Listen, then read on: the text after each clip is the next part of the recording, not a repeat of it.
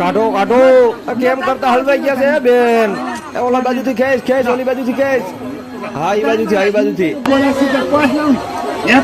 નમસ્કાર મિત્રો, વિડીયોની અંદર હાર્દિક સ્વાગત છે. મિત્રો, તમે પણ દ્વારકાની સફર કરી હશે. ત્યાં મિત્રો દ્વારકામાં શ્રી કૃષ્ણ બિરાજમાન હતા અને ત્યાં મિત્રો આપણે જોયું છે કે અહીંયા એક પુણ્ય અને પાપ બારી પણ આવેલી છે. ત્યાં મિત્રો આપણે કેટલા પુણ્ય કર્યા છે અને કેટલા પાપ પણ કર્યા છે તે બારીની અંદર આપણે નીકળી જવામાં આવે છે તો તે આપણે પુણ્ય તરીકે ઓળખવામાં આવે છે.